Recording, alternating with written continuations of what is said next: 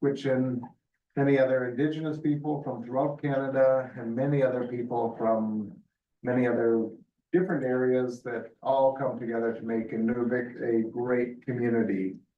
So with that, we will move into the committee of the whole meeting and as this is just the committee of the whole, we don't need motions. Those will all be saved for Wednesday night, although we will confirm that tonight whether we're gonna have a quorum for Wednesday.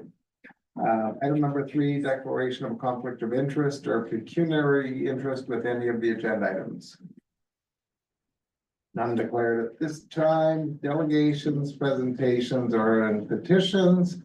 And I believe we have Muskrat Jamboree here this evening. So, Greta, if you want to bring your team up and whenever you go to talk, just press the button and then we'll be able to hear you. So a point of clarification, this is their petition for the donation. Right.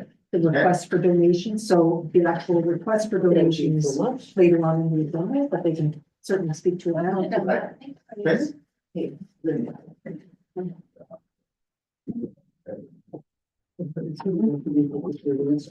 Mhm.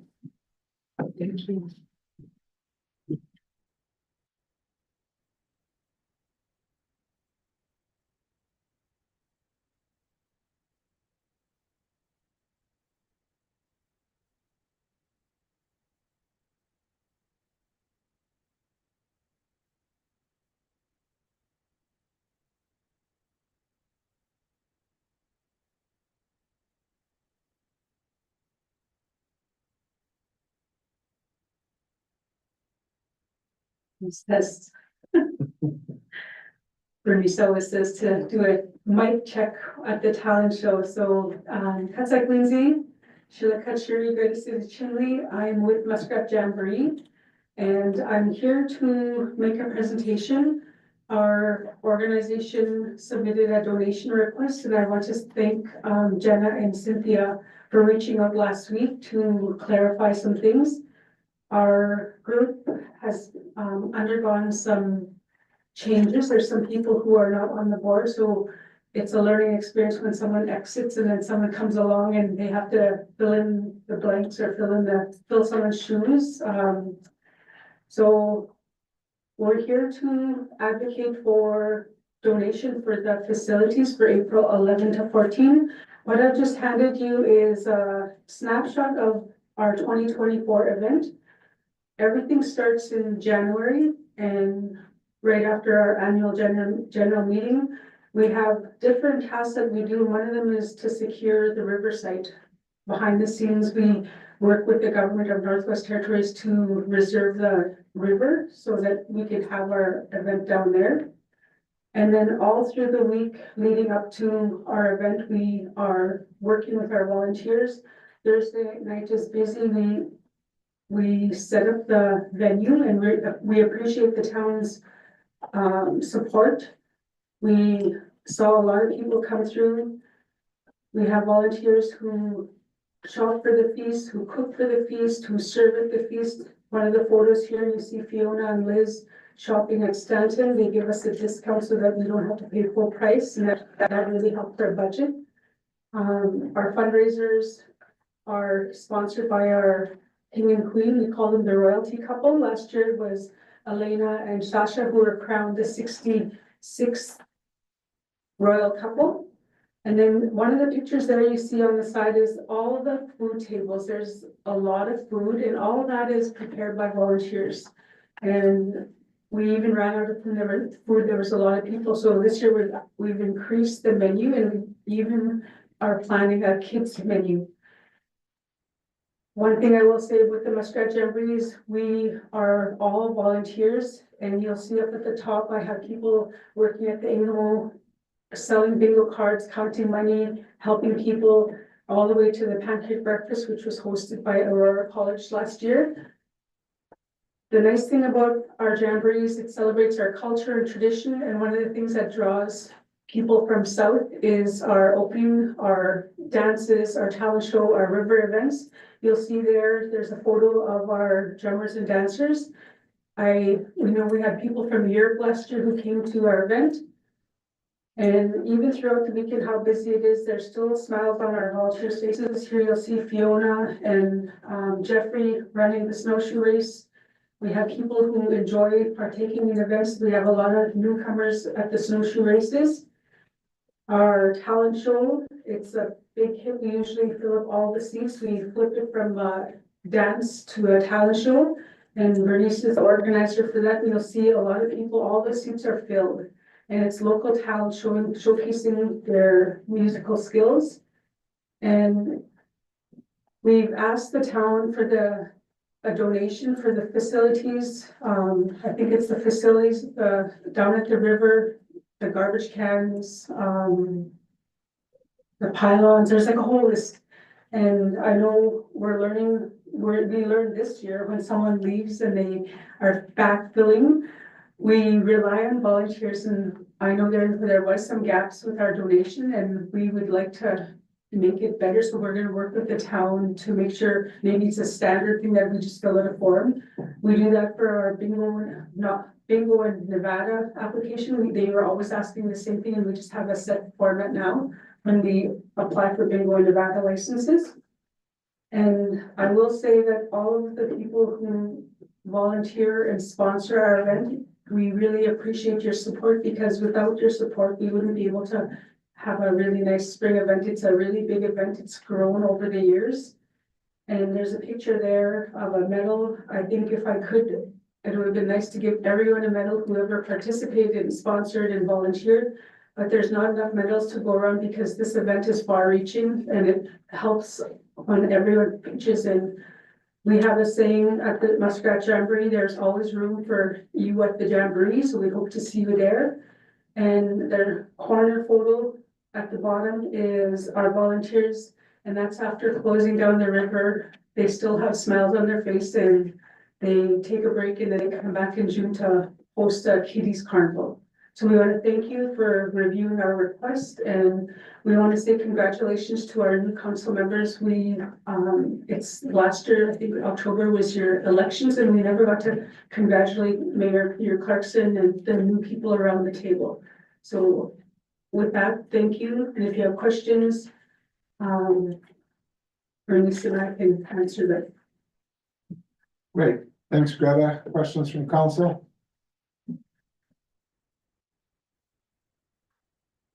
Councilor Perry. Just a comment. Thanks so much for everything that you do. It's so wonderful to see such an amazing event carry on for such a long period of time. For it to be so joyous and for so many members of the community to participate. It's inclusive and it's wonderful. So right on to you. I just have to make one more announcement. We're really honored that Winston Moses family, they've agreed to allow us to call our traditional dress, the Winston Moses Memorial Traditional Dress. And we're gonna honor the person, like there's prizes, and one of the ones that he's Vantakwichin.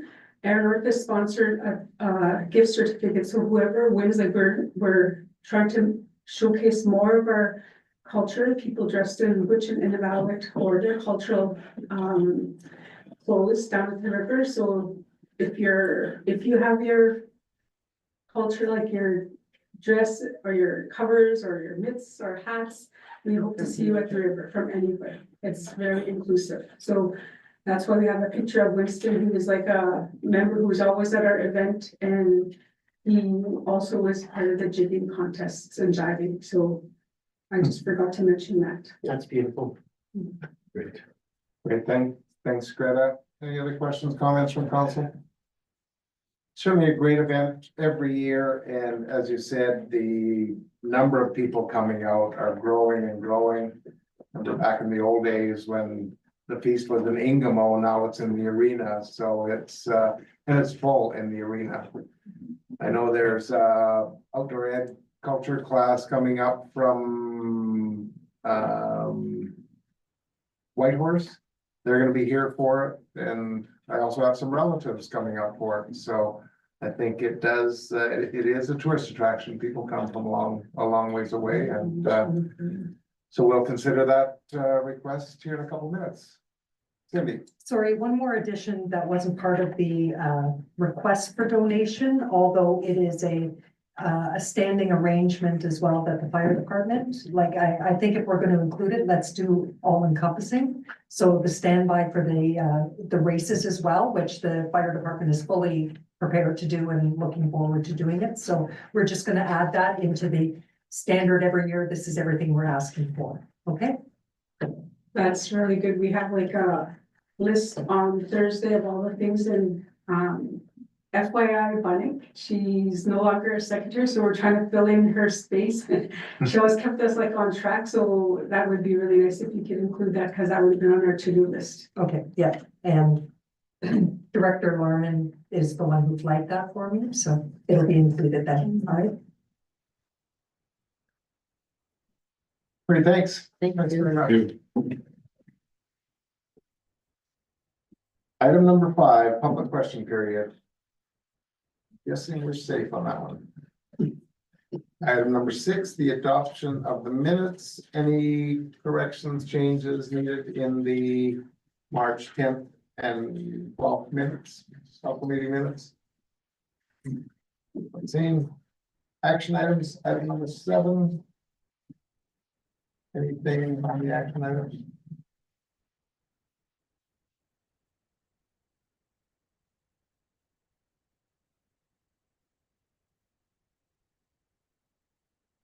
So I just have to add one thing. I did promise that a map of possible bulk land transfer opportunities would be provided to you. They are sitting here. I will hand them out. We're not going to be discussing them today anyway. I thought you might want to take them home and take a good look at them before we move on to what we're actually going to be looking to acquire. I guess we also skipped over, but we also have the minutes from the public hearing and rezoning. So that will also be under 6.1 and 6.2. Not listed there, but it's in the package. Any questions on any of the action items? We're good there. Request for council decision, the appointments for the 2024 Municipal Board of Revision. And that will be held on Friday, April 25th. And you'll see the people that will have been names out there. So the names are in the motion.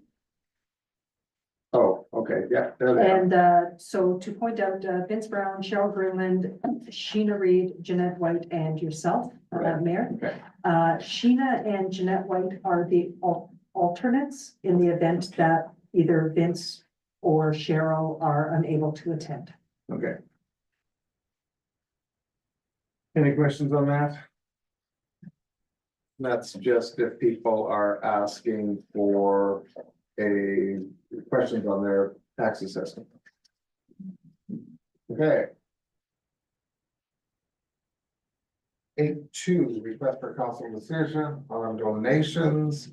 And this is from the Muskrat Jamboree, and that shows all of the donations, plus we'll add the fire department, and so total donations in kind or donated value would be $16,389 for the weekend.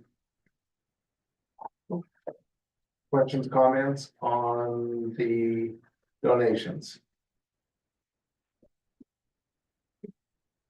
I always thank you for such a nice community event. Very small guys. Probably works out to about $1 a person that's going through the doors or going up to the river, so yeah, really well worth it. And it's all donating our facilities and equipment and things like that, so, yeah.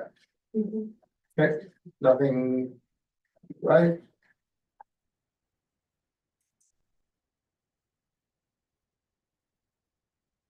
Bylaws. So item number 9.1 and 9.2 are the bylaws to acquire land that we would have bought in the tax sale. So we'll be doing first and second readings on Wednesday. And then after April 6th, 5th, then we will do the third reading. And so far, no one has come in to say they'll pay. There's a 30-day period where the owners can come in and pay their taxes, and at this point, no one's come in.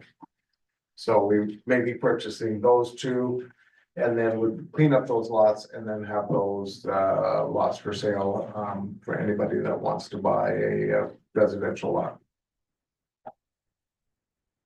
Okay.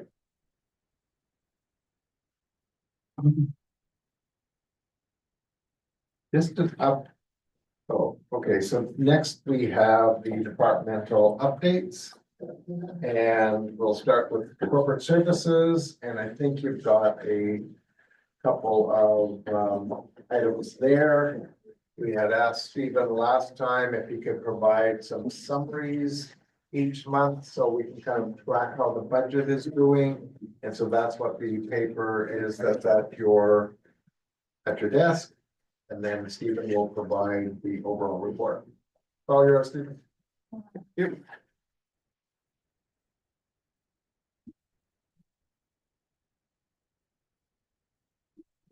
Yeah, consult. So I'm here just to provide the update on corporate services. The first page is a quantitative update. And that has already been provided to council members. The capital project report as of March 24th, 2025, and the operating expenses variance report for January and February. The comments are there as well.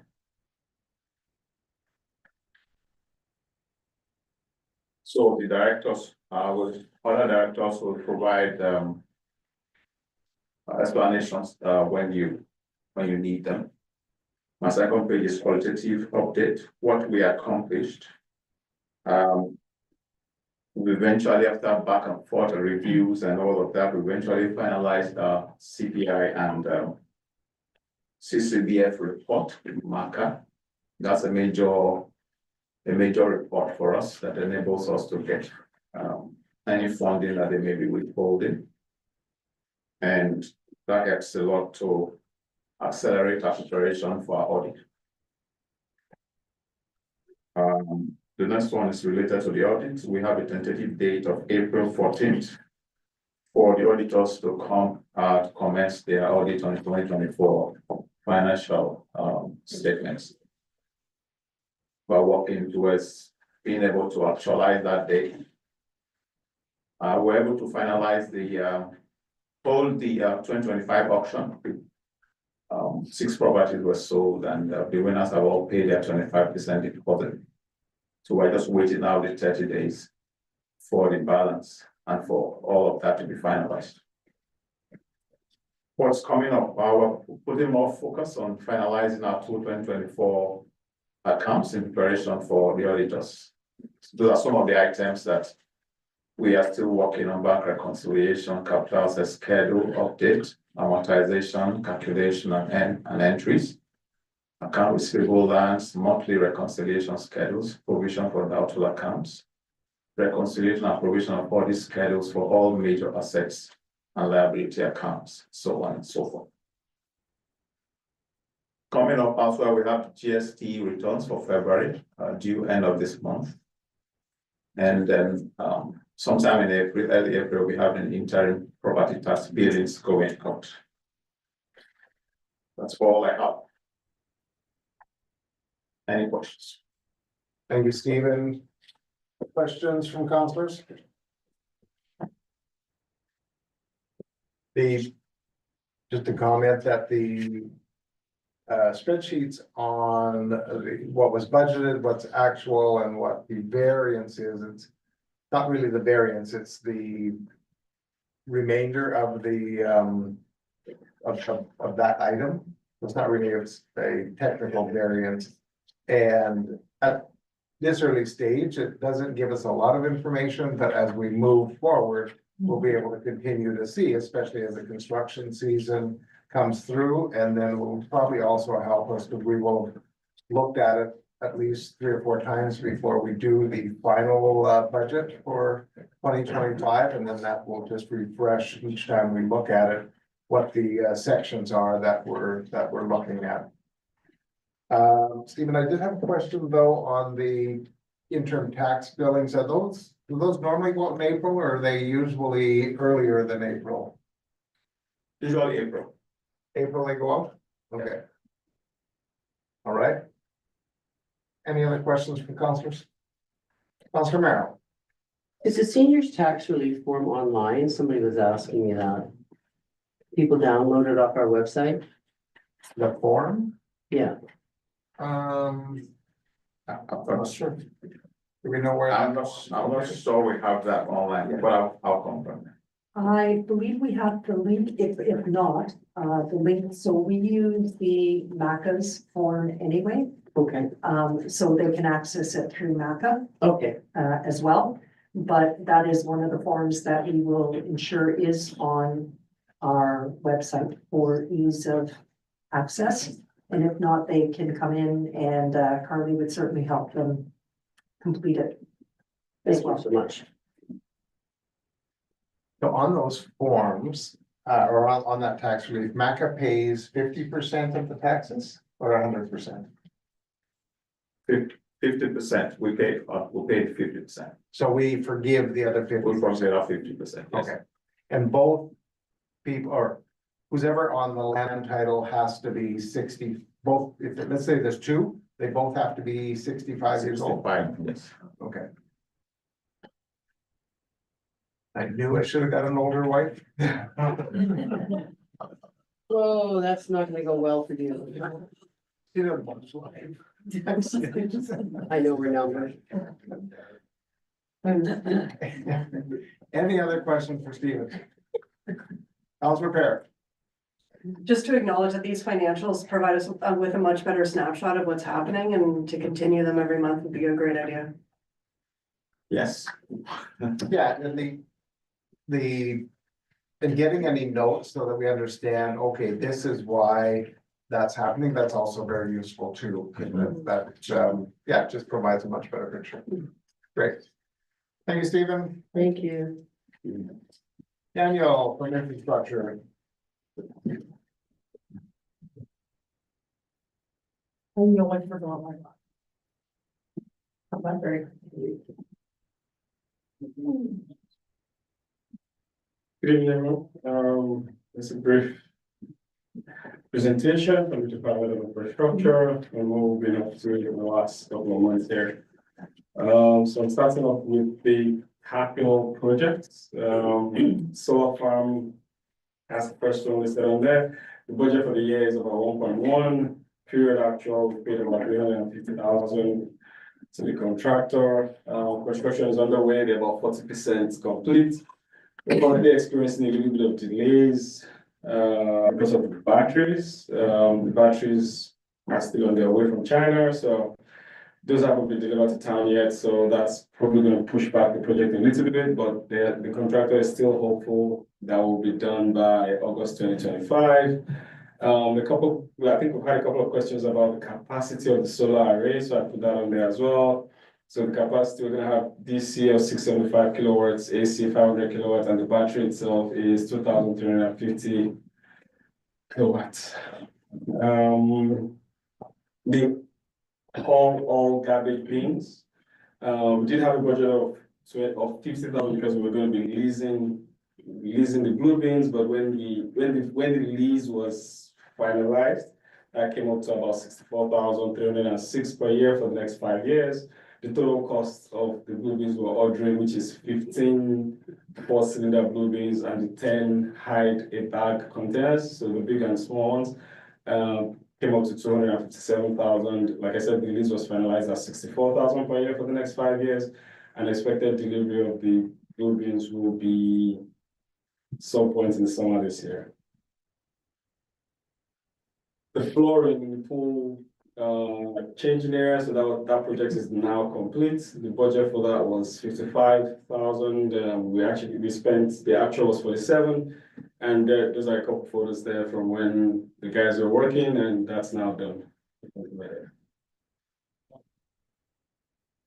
MSc structural assessment. So that's an ongoing project. It's a year, slightly over a year long project. The whole idea with that is getting a structural assessment done for the building, to let us know where we're at with the foundation of that building. They are taking surveys for every 4 months for the next year. 2 of those have been done, and that's what I've tried to depict on the chart there. So that's the elevation monitoring analysis. And so far, based on the 2 different surveys that have been done, we can see that the building is sinking uniformly in all the spots. So the engineers are closely looking at that. And the whole idea is to come up with the recommendations that will, in the reports they will be sending to us as to how we can mitigate this. We have currently reached out to Active Foundations to find out, to request for proposal to fix 2 of the loops for the thermosiphon system, because those 2 are not working and we're aware of that. We're still waiting on that proposal. We currently have a ground penetrating radar scheduled for June 2025. So hopefully at the end of this, we'll have a better picture of what's going on under the building and what we can do to mitigate all of the shifts and movement we're currently experiencing at the MSC. So just like the key finding, like I said, the data shows that all monitoring points are experiencing a decrease in elevation between the October survey and the February survey. Go back Oh, one, sure. Daniel. So the February survey shows that as we go across, it goes up slightly, where the October goes down. Now, is that? I don't quite understand That's the reverse. So that was my mistake on the table. So the October, oh no, I'm right. October is the blue purple line there, yeah, and that's 2024. And then by the time they came back in February, it's the new reading is trending lower. So there's okay, a decrease. So that's actually correct. Right. Sorry. okay, Yeah. okay. So that's the October trend and then the February trend. And then there'll be another one in another 4 months. So it's every 4 months for the next year and a half. Okay, then each one of the numbers on the bottom, that's where it's being measured from? That's just the point numbers, yes. Okay, okay. So there is no points between, like, you have the big long straight line, that's just a gap. Is that where the loops are? It was just, so I don't have the plan on the screen, but the plan, they picked points at the pool, at the arena, at the coloring ring, so just points all over all across the building. Just so we have a picture of what's going on across the building, the entirety of the building. Okay. And those points in the middle are just missing data. They didn't take any, there are no points in that spot, no.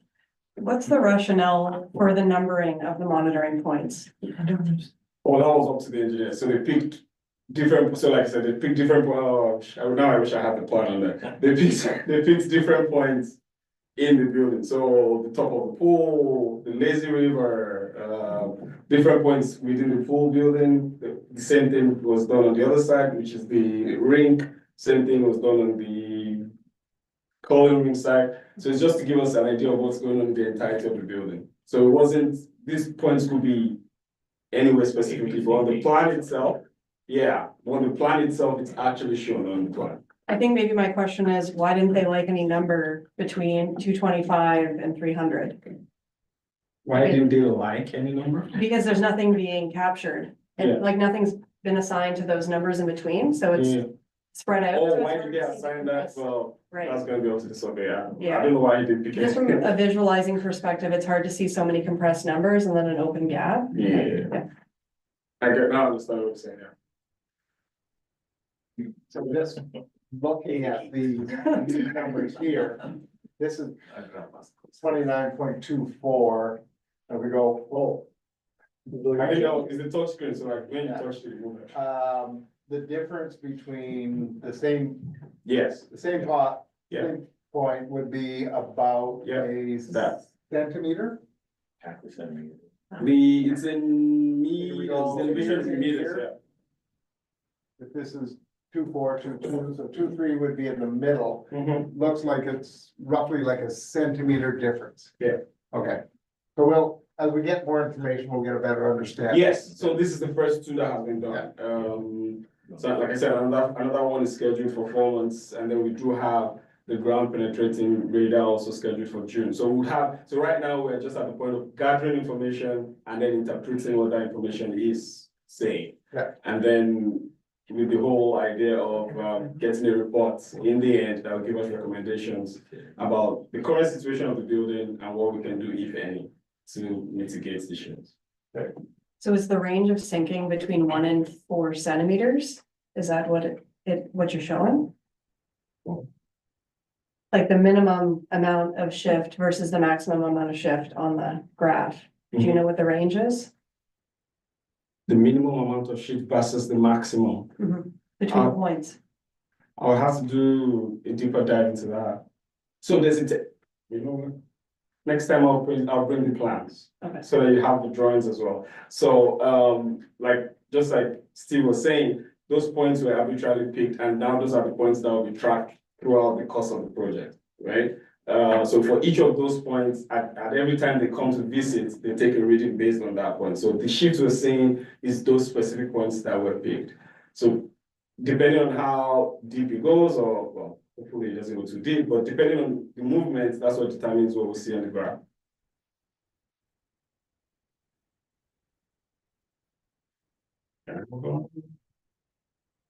Yeah.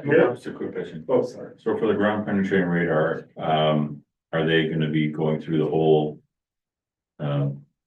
base for that, or are they just doing certain spots again? Right now, I know the pool is the focus, because we're seeing major shifts there. But we can definitely expand that to the entirety of the building if we need to. But we're gonna empty the pool, and then they're gonna take those images, and we're gonna try and see what's going on there. From there and then figure it out, okay. Good. Children's first flooring, so the budget we had for that was 100. We haven't spent anything just yet, but we are at the stage where flooring details and flooring materials have been picked, different options have been picked, and that's the plan there showing the new flooring layout and what that's gonna look like. The image on the left is the current flooring we have in the building, and the image on the right is what it's gonna look like when it's done. This has been sent to the Children's First Society to make a decision. I mean, right now it looks like they're good. They haven't objected just yet. This was done in consultation with them. And we're just waiting for a feedback. We're still waiting on a feedback from the kitchen experts that we're communicating with on what that's going to look like for the cabinets in the kitchen. But this is the progress, and this is where we're at currently with the flooring. We hope to be able to go out to tender towards the end of April and hopefully get this done in the summer, so that they can have their new floor and kitchen cabinet.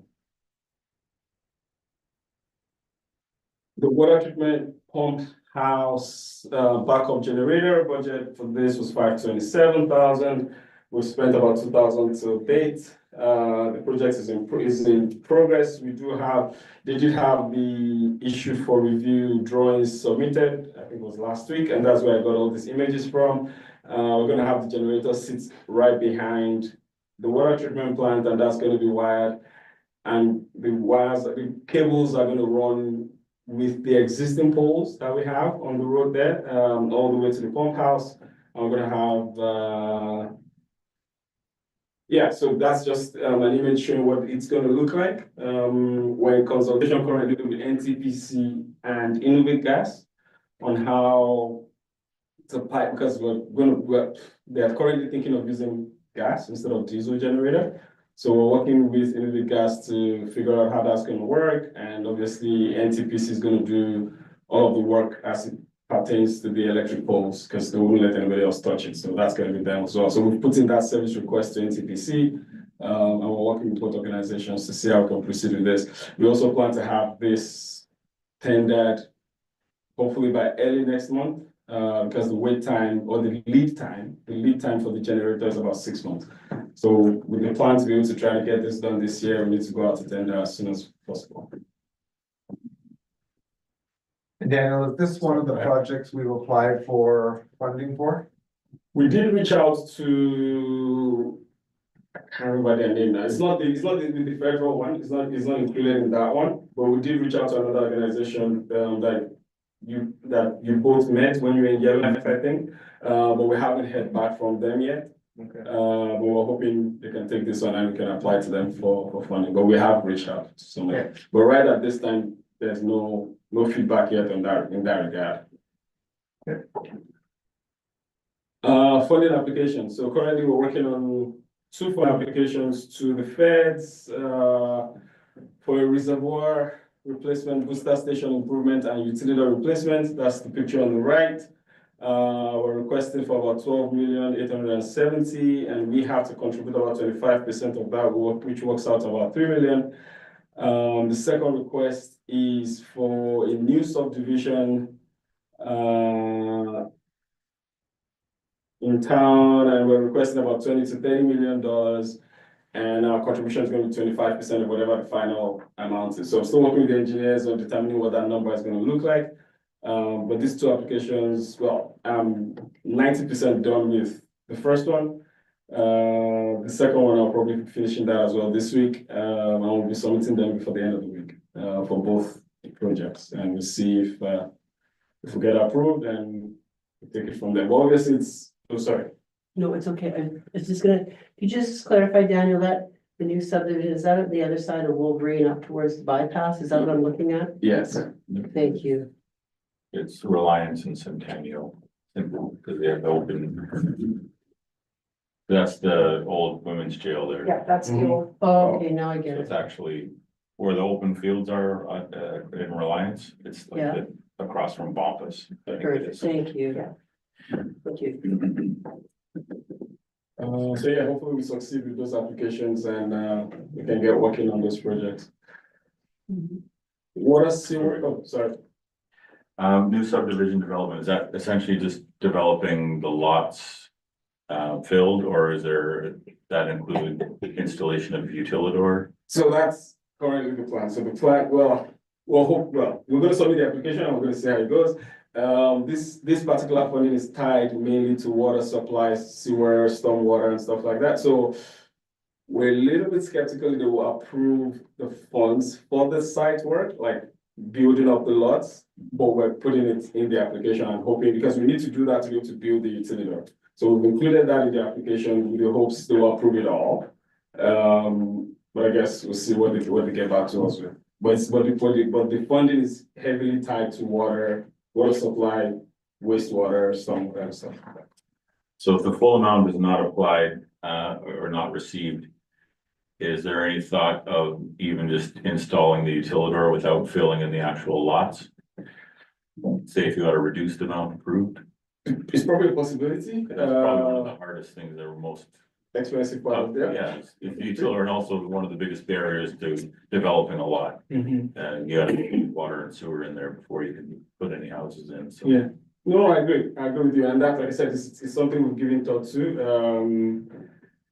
We've included it all in the application. We hope it's approved the way it is. If it's not, then we'll have to think of how we can approach it. Probably build just the parts for where we're going to build the utility. But this is going to be over 6 years too, because you're going to have to fill, wait for the ground to settle, do it again 2 or 3 times before we actually build. So if this goes as planned, we potentially are not going to start building that utility until about 2030. If it works out the way we are hoping it works out. Daniel, what is the lifetime of the Project of the funding? funding? 6 to 8 years, depending on, I think for the indigenous governments and it's 8 years, but for every other person it's 6 years.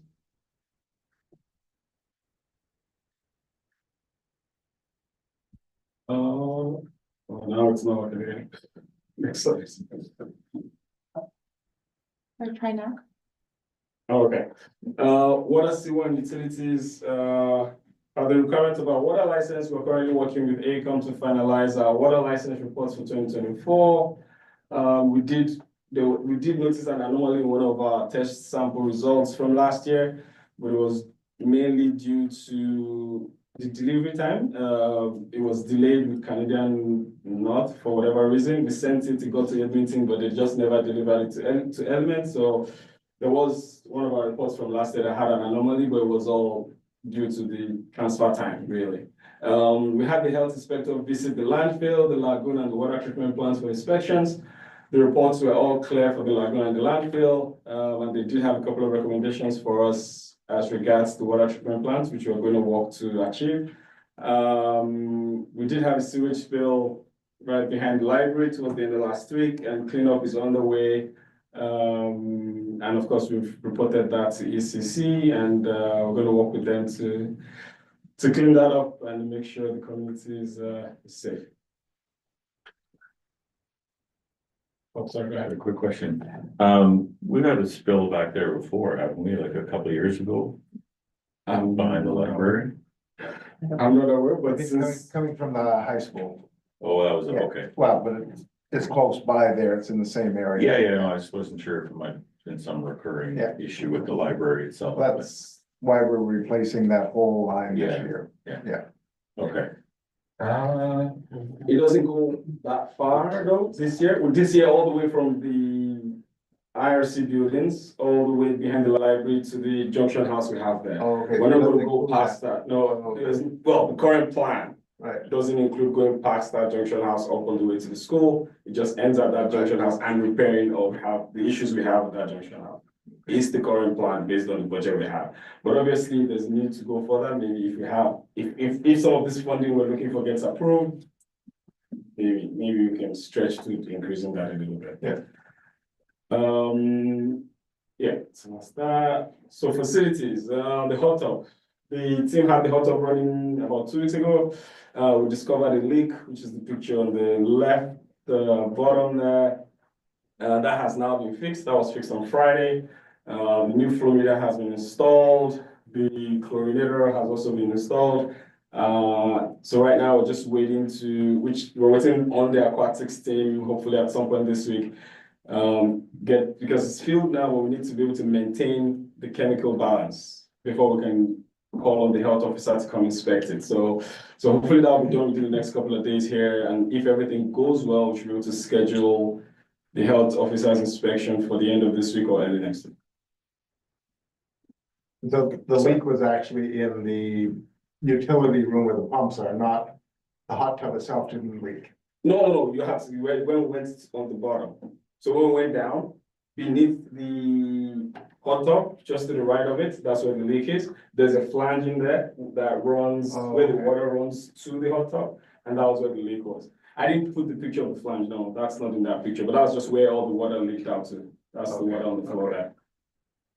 So, but we had the plumbing as and when contractor go there, and they finally got it fixed after 3 attempts on Friday last week. So that's done now. So we just need to fill it up, maintain chemical balance, and hopefully we can get the health officer in to inspect it. Yeah. So we've had a lot of conversations about power consumption at the MSC. So I took a stab at looking at our power bills from the last 4 years. So the graph to the left, that shows our usage in kilowatts, and the years at the bottom, and it's by the month. We did experience, I mean, there's been an increase, which is something I did see right off the bat, from 2022 to 2023, 2024, and 2025, even though the curves all look to have the same shape, similar shape. So there's something to be said for seasonality. We tend to have less usage, obviously, in the summer months, and that goes up in the winter. But of course, something to note is in 2022, the pool was shut down for a good chunk of the year, which wasn't the case for 23 and 24. So the increase in use or the increase in kilowatt hours probably one of the major reasons, I guess, can be attributed to the fact that we had the pool running. But even at that, we're definitely using more. We are using more power with both with the ice plant, the pool, and everything running and functioning, which I guess should be expected. But in terms of the actual cost, we really have little or no control on that. That's pretty much based on how much you're getting charged by NTPC. And then on the right-hand side there, in an ideal world, if our solar array comes on, and with everything working as it should, we should have about 68.8% reduction in our dependency on the grid. But obviously, like I said, in an ideal world. So we'll be able to we'll be able to see how that plays out once that comes to life some point in August, and probably potentially we have a full year, which will be probably 2026. But yeah, that's where we stand currently, and that's what we hope to achieve with solar array coming on. We're definitely working with our contractors to see what we can do to have better to see what we can do to have efficiency in our system. And what, so for instance, something we're already talking about is probably installing VFDs to the pumps so that they can have slow starts, so that it can reduce the amount of energy we pull when the pumps are coming on. Another idea we're running with right now is probably more efficient pumps. So maybe having ECM pumps installed. But all of these ideas are definitely going to be huge capital costs. And then, so there's going to have to be the decision of, we need to also wait to see what the structural assessment report comes up with before we decide we want to put in all this heavy capital expenditure into the building to save us some money.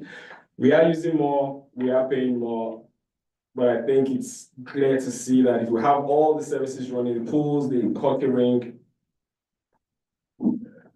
that's the cost of running business.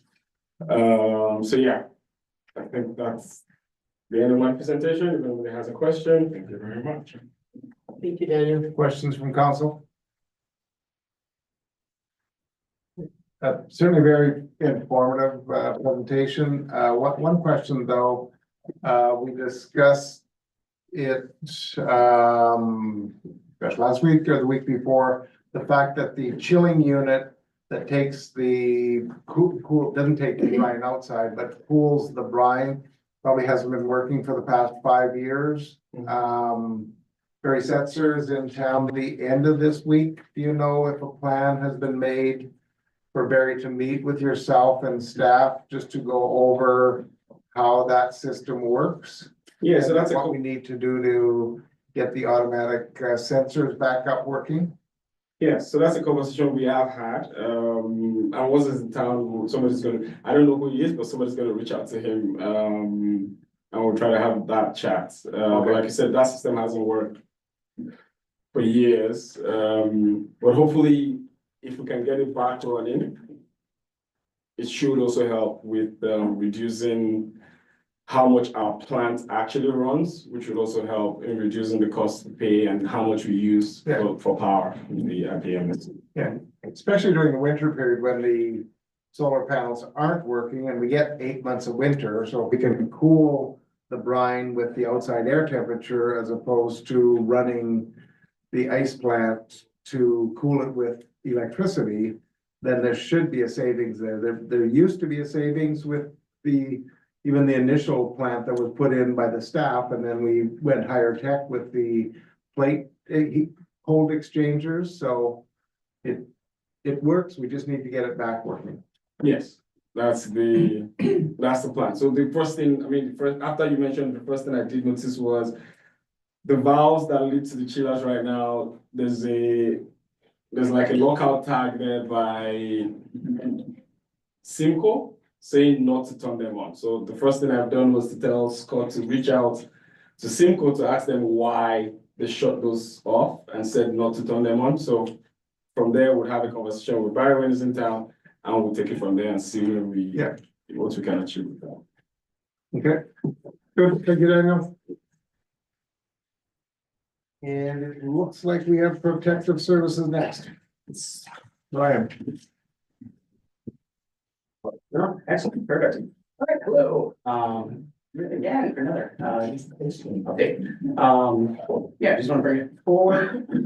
Go over some stats real quick, just for our call stats for the last month. I'm just doing what I'm doing is I'm doing from council meeting to council meeting. I'm finding that's a decent period to cover. I'm tracking our year to date as well with this, but, just next slide, please.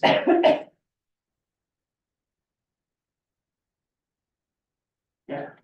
So, for municipal enforcement division, we had 67 responses for requests for service over the, last month. Ranging animal control is obviously our biggest one. We've been dealing with, loose dogs, a couple incidents of dangerous dog. We'll kind of allude to that a little bit later, in a little bit more detail. And just general traffic enforcement as well. So we finished up our, taxi renewals as well. So it's a safety inspection, license inspection, and a number of other things that the taxi drivers need to do in accordance with their license parameters. And we basically completed all that. Everybody's outstanding. It's a good opportunity to collect on any outstanding fines, make sure that everybody's, has all their ducks in a row in terms of insurance and registration and everything else, and just make sure that they have, are providing safe vehicles for the residents. We're working on with some, drivers on some license transfers as well. We're in the process of completing one right now. It's a significant revenue driver, for the town as well, just to be able to bring in municipal taxi licenses. What we do is we don't control the sale of them. It's an asset that the taxi drivers own, but then we charge a fee for the actual transfer of the license itself. So we have one that's in process right now. We're expecting to have the revenue hit our accounts pretty soon on that. And we're also looking to discuss with some other drivers some different methods that they could do to transfer license and again generate increased revenue for the municipality as well as get some more people out of this street driving.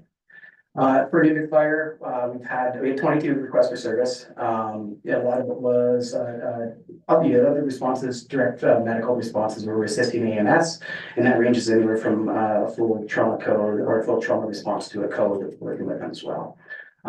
It's one of the things that we partnered with AMS on doing. It's very difficult for them to run a code or a high acuity call without having the additional assistance from fire personnel. And so we received funding through the highway, GNWT through the Granny and the Ambulance and Highway Rescue funding that allows us to respond out on the highways within town and to provide that additional assistance. And what it does is it pays for our response capabilities as opposed to individual calls itself. So it provides the training, the basic equipment, and the other things that we need to be able to assist on those calls. So we just signed a recent agreement for our contribution agreement for the GHR funding. And we're going to, basically we spent out everything we had for last year. We're planning on sending some more this year. We basically are using it for much needed equipment, training and other operational expenses. So any questions around the statistics? Perfect, let's get on. So our qualitative update, training continues. We're obviously a training department. We spend a significant amount of time with our members on that. Our NFPA 1001 professional firefighter candidates are writing their first exam this week. It's the written exam that they need to do. We've coordinated that through College of the Rockies. We have every expectation that they will be successful in this. And then we'll be moving on next month into practical evaluations as well. There's 3 different exams with this. They write one now, one later spring, and then one at the end of the summer, and then 2 practical evaluations with it as well. So we do one now and then one at the end of the summer. We've also been doing our 1002 driver operator training. So we're running that course. This is our first time running the internal. We've always brought in outside providers for this one. It gets pretty expensive to be able to do that. We can't do it regularly. An average course to run an NFP course costs around $15,000 to $20,000. Their instructor and evaluator expenses to get, say, 10 candidates approved. With this particular course, I'm delivering the actual instruction through College of the Rockies. We're kind of doing a slow roll delivery of this. So over the next 4 months, we spend some time doing theoretical and practical sessions with our driver operators and gives them an NFPA 1002 driver operator professional qualification. So it allows them to drive and operate a fire apparatus. We need to bring in an outside instructor for evaluation on this, but we have a number of different options that we're looking at doing. So we need to combine that with some additional courses that we wanted to do, and we're looking to finalize that in the fall. For our strategic plans, we're doing more wildland planning. We're getting into just about to get into fire season. We've been coordinating our cross-training efforts with ECC, the Fire Chiefs Association, and others. And we'll actually be going out next month to Yellowknife. There's a Wildland Urban Interface Conference in Yellowknife, coordinated through ECC and NWT Association Communities, where there's 2 different components to this. So there's one for municipal governments and Indigenous organizations for strategic planning and expenditures around wildland fires. The federal government is contributing $10.5 million towards firefighting, wildland firefighting efforts around training and equipment within the Northwest Territories. So we've been doing some work with the Fire Association to ensure that some of those expenditures are spent in the various regions, including our region, which would be situated in Inuvik most likely. We're hoping to look into some wildland suppression trailers where we can have some additional equipment to bolster what we are doing through our capital projects. And then coordinating that with ECC as well for the training. So the conference that I'll be attending and Director DeHunmo is going to be attending with me as SAO Singh or Elijah is on pre-planned vacations. We just actually got word of this conference just within the last week or so. So Daniel's coming with me on the strategic side to go through as the SAO representative. And then we have 2 fire personnel. So there's a training session coordinated by ECC to do some higher level training with more experienced fire personnel with each municipal fire department. So they can go and attend that training and then come back and teach that to others. So that's going to be Deputy Chief Hicks and Captain Camacho attending that section of the program itself. It's a great opportunity because we can work with other fire departments, especially with Hay River, Yellowknife, and others who have had significant experience in terms of wildland urban interface. A lot of our programs and our policies, we've taken lessons from what they've experienced directly and worked quite significantly with them just to make sure that we're providing adequate protections for the town.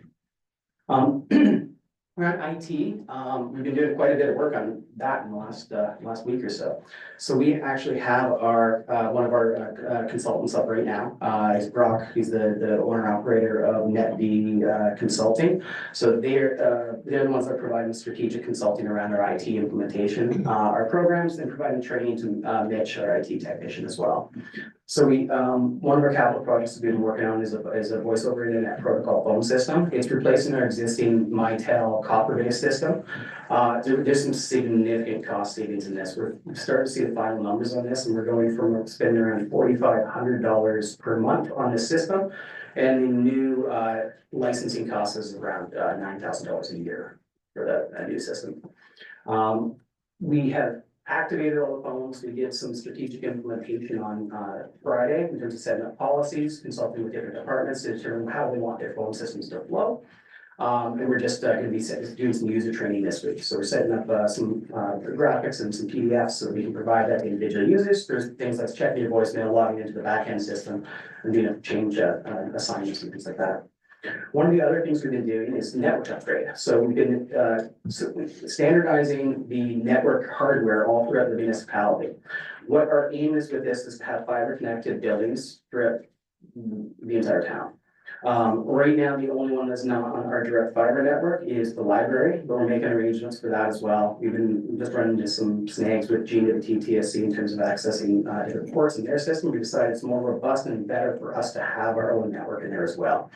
So we're improving that as well, just to bring them online, and it just gives us more complete control over the system itself. One of the things that we really realized in this is just the efficiencies, because it's not just about getting the same brands and getting the same equipment all across the board. It increases efficiencies on staff time. One of the things we look at, and I learned this early on in my management career, is that you look at the top line items on your operating cost to determine where your savings are. You don't want to save so much money on papers, pens, pencils, and things like that. So if you look at the top of pretty much every operational budget, we have salaries, it's staff time. If we can make more efficient use of our staff time, we save money. As a perfect example of this, one thing that we had from before, we received word that there was an issue at the rec center in terms of internet quality. This is like last year before we implemented any of these processes. It required about 8 hours of consultant time, 2 separate trips by contractors to assess the wiring itself. Say about 12 to 16 hours, what we realized. In the end, it turned out to be a broken cable. Pretty easy to do, but significant time investment. After we had the full system up, we had the actual Cisco Meraki analysis system. I actually have it on my phone now as well, so I can see it remotely. We noticed there was an alert over at the library. Clicked on that, we took a look, and we realized, there's a damaged cable there. We can have the system do an assessment on it. We realized exactly where the break was. We had Mitch go and test it just to be sure. He's going to be replacing the cable for that, and it's about an hour tops for the entire project to identify the issue and complete the repairs. So we I'm not gonna say every single one is like that, but to have these additional assessment tools is worth every penny. Just in terms of keeping the business continuity of the municipality as well as keeping our technicians able to work on other things as well. So we're pretty happy about that, just to see a perfect example of the efficiencies right away. One of the big things out of this project is we're gonna be able to provide free public internet. It's gonna be at the main points of contact are gonna be at the library, at the welcome center, and at the MSC as well. We do have the capabilities to do it here. It's a little bit messy at this point. We've already been hearing comments about better quality internet at the MSC over the weekend. So we went through the testers, we're getting free bars almost everywhere within the MSC, which is quite a bit different than what we were experiencing before. And then we've also identified some less ideal spots. So we've already taken steps to acquire new access points to do that, because we realized that half the year the ice is dry. So during the Aircraft Development Expo, there's going to be more robust internet all throughout the arena area, as well as in the area in front of Little Avis, because we realized there's a lot of people there. We could run into some congestion issues depending on where the access points are, so we're just going to acquire them there. And then the community hall. I think the community hall has always been underserved. There's been issues with the existing router there right now, and now free bars all throughout that area. With the public internet, one of the neat features that we can do, and it's a bit messy right now, we're in the middle of redoing all the SSIDs, but we should have that completed, I think, by tomorrow, most likely. So what you're gonna see is standardized Wi-Fi throughout the town. So if you see staff, it'll say like TOI staff or MSC staff, and that's direct network access. You have to use your login credentials through Microsoft Single Secure Sign-On, but then it gives people access to the network itself, but only with the proper login credentials. Then the other side is gonna say public Wi-Fi for each of the locations as well. Now, depending on which building you're in, when you sign on to that Wi-Fi, you're gonna get a different splash page. There's gonna be the usual boilerplate, not to commit illegal activities, to use it responsibly. Once they check that, it's gonna bring them to a landing page. Right now, we have it set for just Inuvik.state for most locations. We're gonna work with Steve to implement his new system that he's implemented, Universus. Universe, if I'm missing that. So bring them to the landing page for that, so that people can, as soon as they log into the internet, they can see the setup that they've implemented at the MSC to see, oh, I can sign the kid up for skating lessons or other things as well, right off the landing page. Now, when it comes time for our development expo, we're gonna have all sorts of different people in there. So with a really quick mouse click, we can change that so it would automatically, as soon as you sign into the Wi-Fi, bring you to the Arctic Development Expo landing page as well. So we have anything that Charlotte puts up there in terms of the schedules, itinerary, everything else, extra information that you can have. And we can do that at each of our buildings as necessary, depending on what events are happening, with a really easy interface process for us. So we're seeing a lot of improvements around this. And then just a single source of internet coming in through this building that goes into all the other buildings with robust backup as well through Starlink. So we're pretty happy about how this is going. It's so far mostly snag free, but yeah, we'll see. So a bit messy just in the initial implementation, just because some of the names are mixed up on some of the phones, but we're past most of that, I think. So other capital projects that we've been working on, we have unexpectedly received our extractor and dryer. We actually haven't even paid our vendor for this yet. But it arrived. We had it installed. We were able to contact our as and when the electrical contractor. They came in and did a number of improvements in our laundry room around this, just to support some of the other appliances we had in there and just make sure everything quite a bit safer.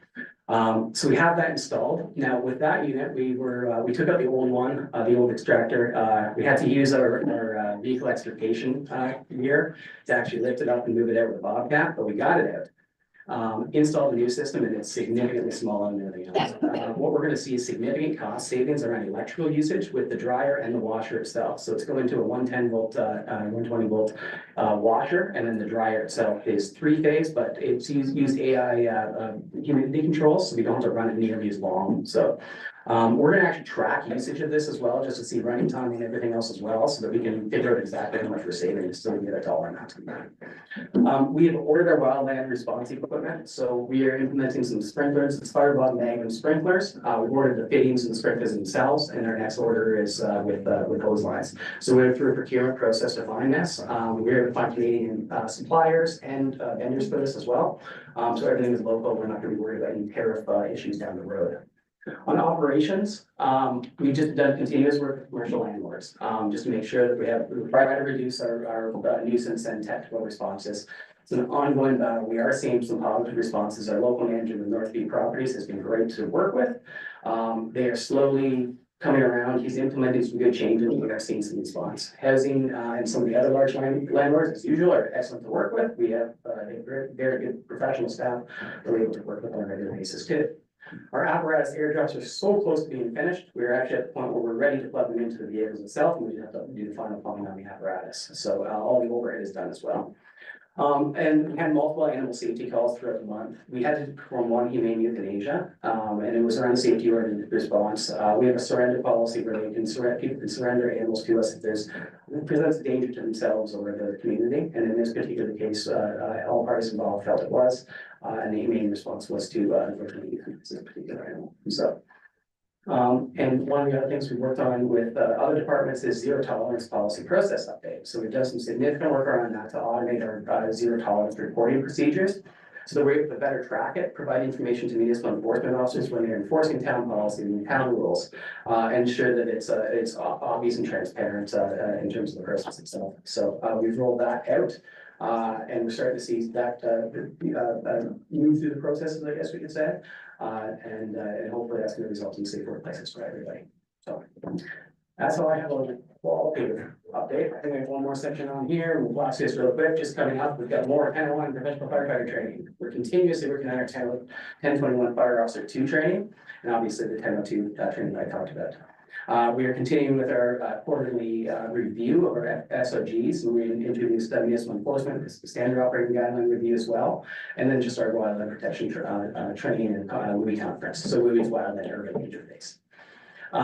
We're going to be doing user training on the phone systems this week. It's pretty straightforward. On the phone, and we're hoping to get that up and running. And then just assessment and tweaking on the network upgrades. So we're going to see how what it looks like when everybody's using the internet full tilt on the public side. We'll adjust as necessary. Other capital projects, we are about to embark on the hydrant refurbishment project. So we're going to order some material for that so that we can have everything properly marked. And we have received one of our thermal imagers. We're waiting for the second unit to come in. We decided to go with smaller units.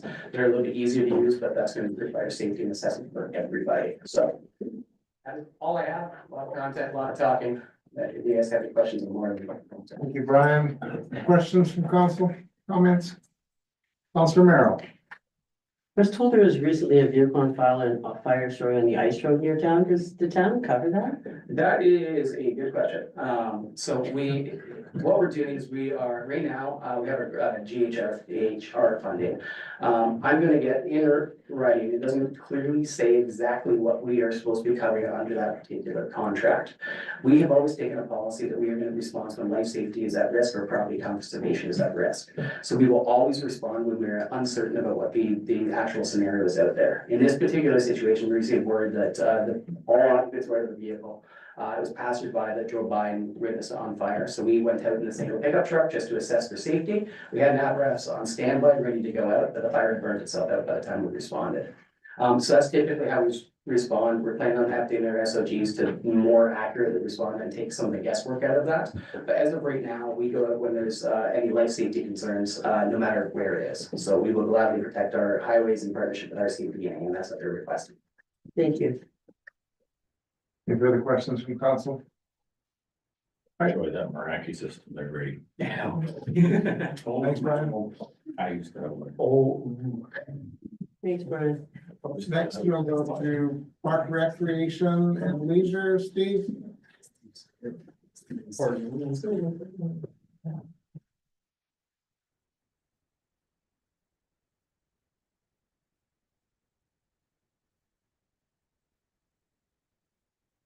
All right, here's my update for February and March. It's pretty short. And kind of small, to be honest. I'll start with the swimming pool. We hosted a swimming lessons last month from preschool 1 up to swimmer 4, I believe. They were all full and there was a wait list. So hopefully the people that were on the wait list last time can get their kids in this time. The Inuvik Community Corp Youth Committee sponsored the pool for March. Next month, the IRC Health and Wellness Division is also sponsored the pool through the month of April. We actually have May, June, and July through the Inuvik Native Band. I just haven't put it on there yet, but we have been sourcing sponsorships. So swimming's gonna remain free for quite a long time.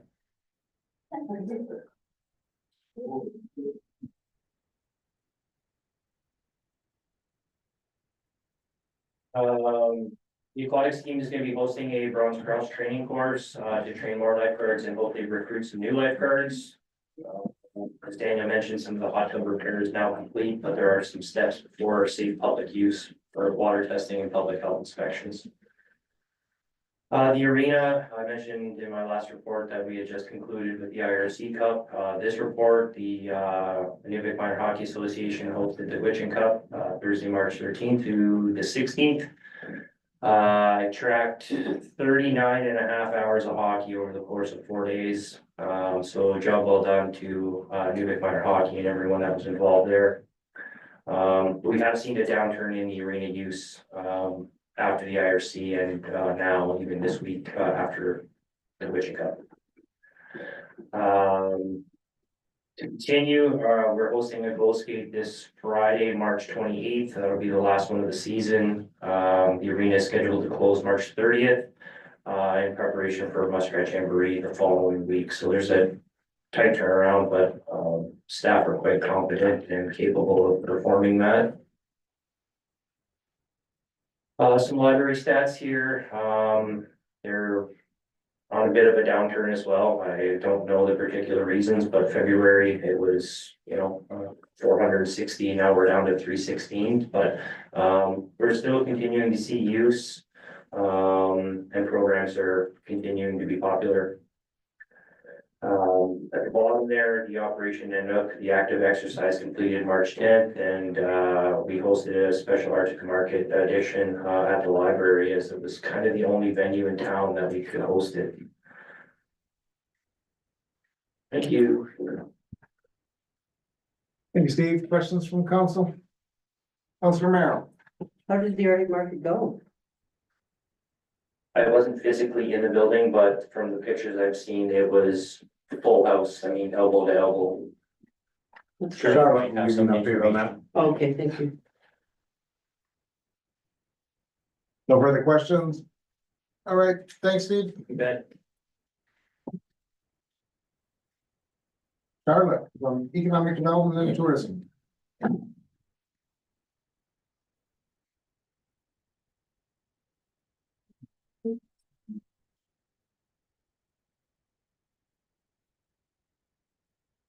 All right, so let's March 1st and 2nd, we were at the Vancouver Outdoor Adventure Show with the marketing coordinator and the event coordinator. We saw less people than last year, around 300 people compared to 500 last year. I don't know why. We were next to the stage where we actually gave a presentation of the town, which was very well attended, as you can see on the bottom right picture. It depends of the year, it depends also on the weekend. It was the first weekend was beautiful in Vancouver, so I'm pretty sure people were out instead of inside. But we ran also a draw, which was very well attended. And on the picture, you can see Shubangi, the marketing coordinator, giving out a little Inuvik from a kid that just who really wanted it. So we're the team actually, Amanda, the event coordinator, and Shubangi will go to Calgary this weekend, along with Livia, the youth counselor, as the youth ambassador during that event. Talking about events on March 8th, the town, March 8th, the Welcome Center provided some swag for the International Women Day, hosted at Ingama Hall and organized by a different organization in town and from Eliza Firth. So regarding the Arctic Market on March 7th, as you can see, it was crowded and well attended. A bit more than 300 people attended the market, so, and vendors were very happy. More than 3/4 of them made more than $500 of sales, and among this ones, 23% of those made more than $1,000 on that night. And it was very quick too, it was only 2 hours, so yeah, it was a real success. Next Arctic Market we're gonna get is April 10 during the 11 during the Jamboree, so it will be also well attended.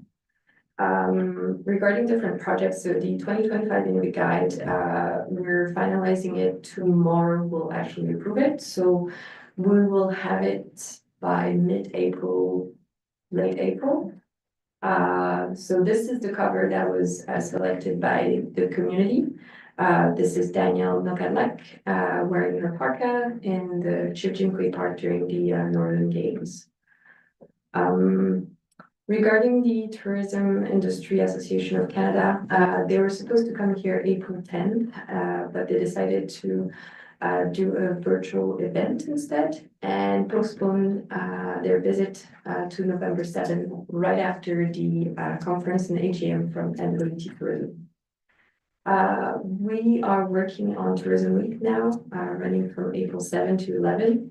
We're partnering with ARI and GNWT on that. Also, regarding the newsletter, we're still spreading it throughout now. We are adjusting our distribution list. For example, CIBC, we had to go back every week to give more. Lots of people are waiting in line, I guess, and they just want to read the newsletter. Some other places we had to give less because there's not that much interest. So depending on the area, we're just adjusting. That's pretty much it for us. And of course, we're just working on the ADE as always. Thanks, Charlotte. Questions for Charlotte? Good job. Councillor Gillis. Councillor Gillis. I love the newsletter. Didn't even know it existed until I was at CIBC. Fabulous, good read, good job. You saw yourself as well? Yeah, I did, it was awesome, thank you. I love it. And then the other thing that I was gonna ask is when you said Livia, you mean she's going to the Calgary one? Is there a reason we didn't take her to the Vancouver one, or? I was just so in a rush and Okay. I really didn't think it through. Okay, no, that's exciting, I love that, that's a great opportunity for Yeah. her. We usually take a town ambassador. So last year we only went to Calgary, to Vancouver, and her aunt actually, Bambi, Amos, came with us. Oh, And cool. she had like a little booth where she could actually sell her own crafts. See, that's the draw, right? They're for 200. So, Okay. and so this time Livia with her dad will come along. Oh, that'll be great. Yeah. Fabulous, thank you. Any further questions? All right, thanks, you. Charlotte. Your, Inuvik Works isn't on here, but do you want to provide a brief update since we're doing? Sure, why don't we do that, because we are going in camera afterwards. Patricia, do you want to give an update on what you and the Inuvik Works crew have been doing? Sure.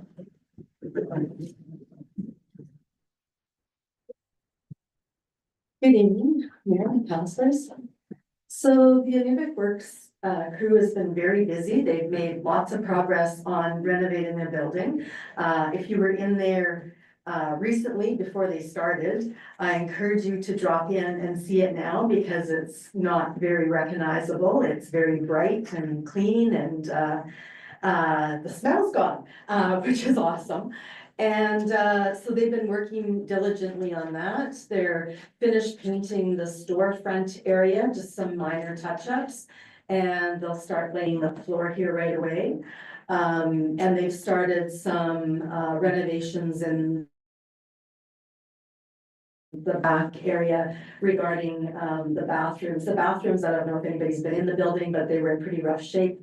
After some discussions with the mayor and Rocky's Plumbing and trying to figure out some things, we decided to take those bathrooms out, make a smaller bathroom near the back of the building. It was gonna be cheaper in the long run and really freshens up the building, gives more space for the Inuvik Works project. And the thrift store, prep area and all the other things that they might need. And, so we're still looking for funding, lots of, verbal support, but nothing in my hand or on paper yet, so I have some meetings this week with some potential funders that I hope to close some of those agreements or get something more in writing for some of those contributions, so. That's where we're at. And I invite any of you to drop in. We're usually there in between 10 and 6. That's just because that's the hour. So we're usually there at that time throughout the weekdays, so I invite you to drop in. Any questions? Good job, Tricia. It's great to see it. Yeah, it's been a lot of fun. And working. Cindy's got a question or comment? Again, good job, Patricia. I do recommend you go over for a visit. The workers that have worked with Patricia, you know, it's good to see the good work that they are doing. And they certainly like to see the living faces as well. Okay, thanks. Thanks. Item number 11, information items, just a couple from me. Just a couple from me. I go to Whitehorse tomorrow for a Canadian Arctic Security Institute, which is at the University of Yukon, and they're holding a one-day session called Conference Zero. That's basically on Arctic security. Part of it might be mining for some speakers for the Arctic Development Expo, but also part of it's to just participate as far as being at the end of the Dempster that travels through the Yukon to see whether they have plans to keep that open if we do have an Arctic security issue. As we saw with the Project Nanook, there were some of their trucks, including the truck carrying all the medical supplies, spent 3 days sitting in Eagle Plains because the highway wasn't open. So anyway, we'll go down and just express how that's important, that if we're gonna have infrastructure, then we have to have the means of keeping it open or putting in the resources to keep it open. So will be interesting to see how that goes. The other thing I was gonna ask council, especially the previous council members, whether they have been reviewing the community plan last week and this week. And that consulting did for the town was completed in 2023.